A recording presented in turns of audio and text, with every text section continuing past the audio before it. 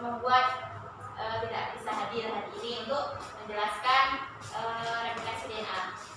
Jadi langsung saja di sini. Yang pertama akan saya jelaskan.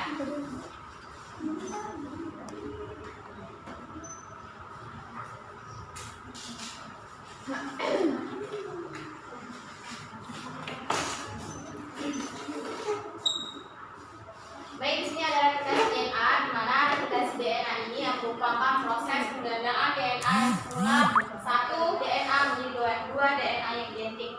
Nah, sebelum itu, di sini saya akan menjelaskan di mana DNA ini merupakan polimer yang terdiri atas 3 komponen utama, yaitu di mana ada gugus fosfat, lalu ada gula dekarboksiribosa, lalu juga basa hidrogen, atau disebut juga dengan backbone, ya.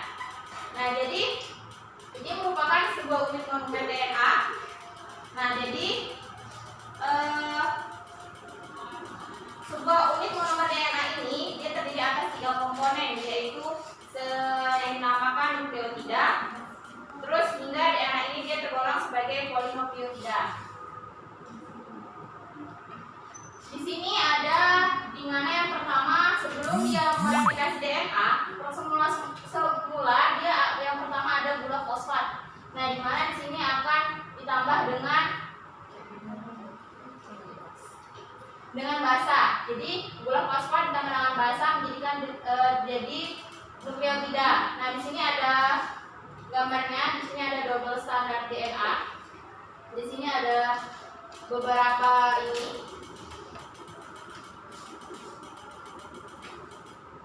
Di mana di sini ada adenin, timin, guanin, dan sitosin. Nah, sebelum itu di sini saya akan menjelaskan mengapa di sini ada 3 aksen, 5 aksen pada ujung-ujungnya.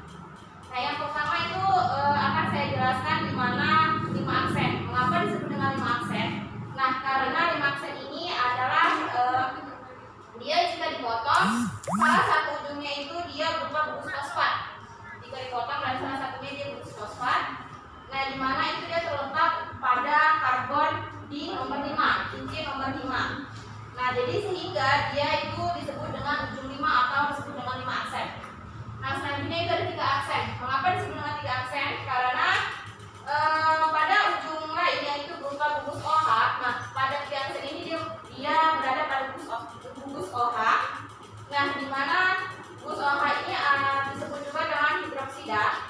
Nah, dia terletak pada karbon nomor 3.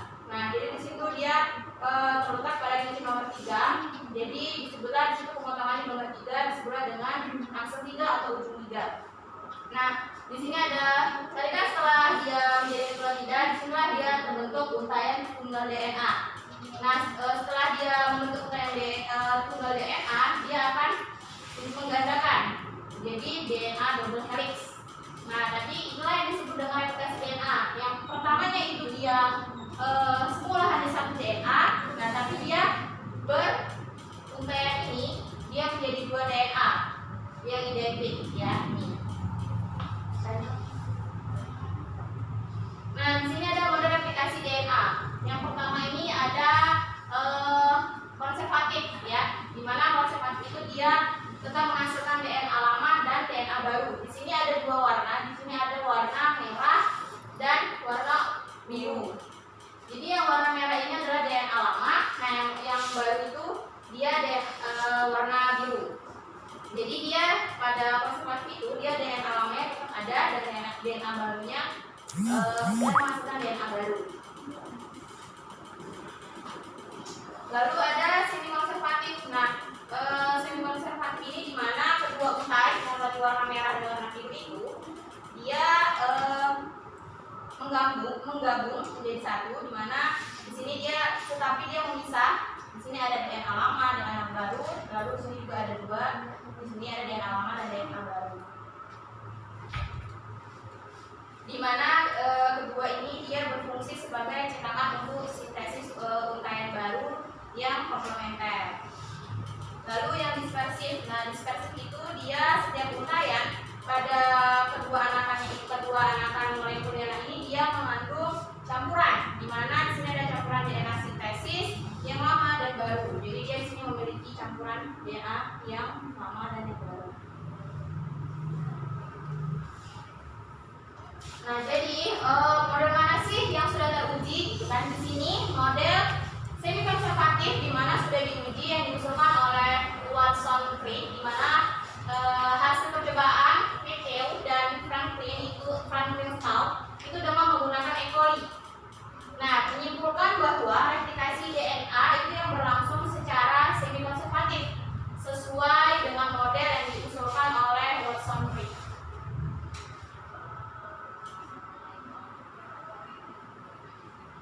Nah, pada struktur garis ganda ini yaitu berotasi rantai nukleotida, di mana pada satu untai itu dia berlawanan arah. Jadi seperti di jalan tol dia berlawanan arah, ada yang sini, ada yang ke sana. Jadi dia berlawanan arah. Nah, di mana dengan orientasi nukleotida tersebut, jadi untai lainnya juga karena sebagai mengapa disebut begitu? Karena pada struktur garis ganda ini dia memiliki antiparalel.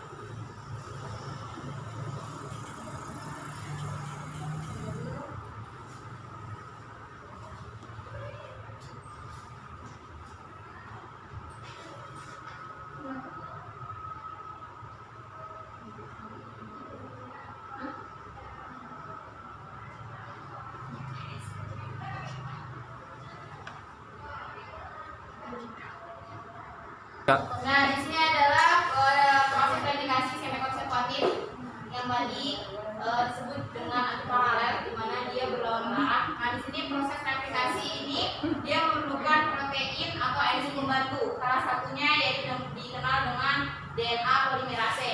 Nah, yang merupakan enzim pembantu ini membentukkan rantai DNA yang baru itu dia merupakan suatu polimer. Nah, jadi pada proses aplikasi ini dia diawali dengan pembukaan untaian ganda.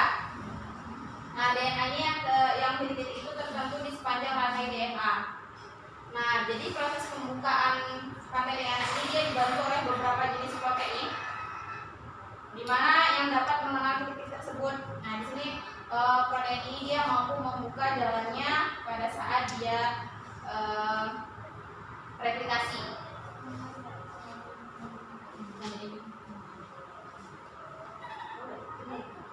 Selanjutnya akan dijelaskan oleh teman saya yaitu Siti.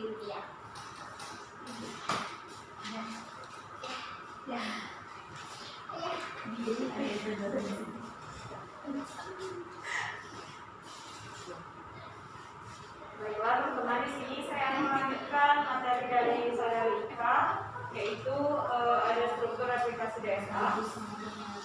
Di mana proses replikasi DNA ini merupakan proses yang rumit namun teliti.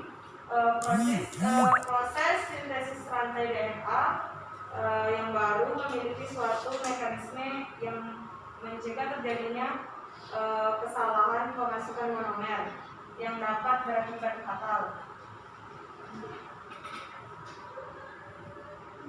Kemudian replikasi DNA sering disebut sintesis DNA, yaitu suatu proses di mana urutan nukleotida dari DNA atau bagian tertentu dari DNA dikopi oleh pasangan basa komplementernya, atau adenin dengan thionin atau guanin dengan sitosin. Proses tersebut memerlukan pengenalan setiap nukleotida di dalam DNA dan membutuhkan dua rantai DNA yang terpisah. Kemudian ada mekanisme replikasi DNA.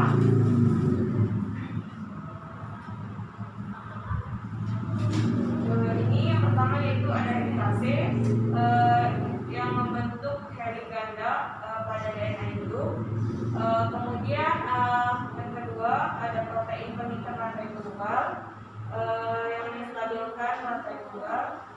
Kemudian ada untai utama atau leading strand yang dibentuk berkelanjutan oleh DNA polimerase, yaitu yang disintesis secara terus-menerus pada arah 5 aksen sampai ke 3 aksen oleh DNA polimerase. Pembentukan leading strand dimulai dari satu primer RNA yang disintesis oleh enzim primase. Kemudian ada leading strand yang dibentuk sepotong yang dibentuk sepotong-potong. Primase membentuk RNA primer yang akan diperpanjang DNA polimerase untuk membentuk fragmen Okazaki. Kemudian untuk memperpanjang rantai baru DNA yang lain, DNA polimerase harus bekerja sepanjang cetakan yang jauh dari cabang replikasi. Kemudian selanjutnya ada RNA primer yang diganti menjadi DNA dan ligase yang menyambungkan fragmen Okazaki sehingga menjadi rantai yang utuh.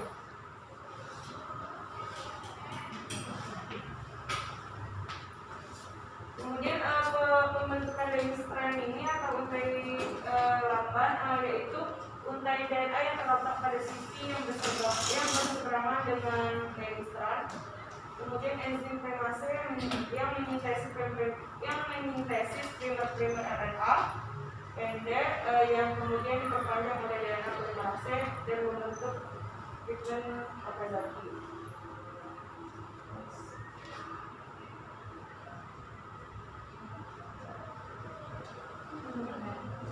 Kemudian ada dilanjutkan oleh Endang.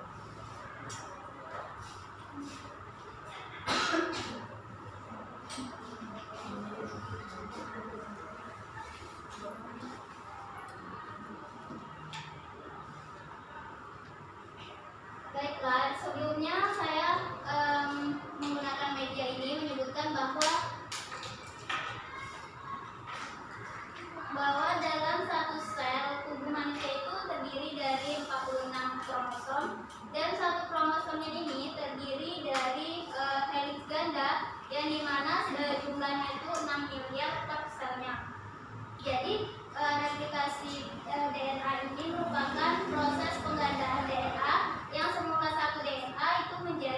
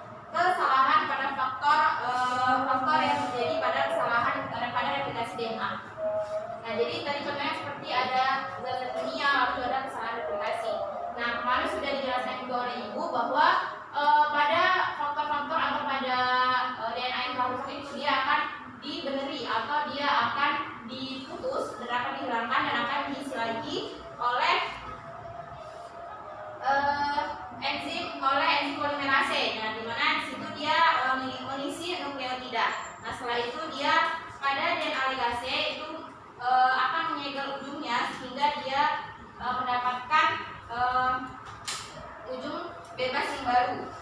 Jadi ke yang lama menjadi yang seperti utuh sedia kala. Di sini ada replikasi DNA pada organisme prokariotik. Nah, di sini replikasi molekul DNA yang dimulai pada tempat-tempat khusus yang disebut pangkal replikasi atau origin of replication. Nah, ini dia kromosom bakteri yang berbentuk melingkar, mempunyai satu pangkal, yaitu satu bagian DNA yang mempunyai urutan nukleotida yang spesifik. Nah, yang kedua itu adalah replikasi DNA pada organisme eukariotik. Nah, pada eukariota ini dia replikasi DNA-nya itu dimulai pada tempat-tempat yang spesifik, di mana kedua utai DNA itu dia berpisah membentuk gelembung, di mana dia membentuk gelembung replikasi. Nah, daerah tersebut itu dinamakan dengan pangkal replikasi. Di sini ada komponen-komponen penting dalam replikasi. Di sini yang pertama ada DNA cetakan. Di sini ada molekul deoksiribonukleotida. Lalu selanjutnya ada enzim DNA polimerase. Terus ada enzim perimase. Lalu ada enzim heritase dan enzim kirase. Misalnya ada enzim DNA ligase dan ada molekul protein. Oke. Baik, itulah tadi hasil presentasi kami dari kelompok 1 di mana tentang replikasi DNA. Jika teman-teman ada kritik atau saran atau masukan, boleh langsung mengirimkan lewat via WA. Baik,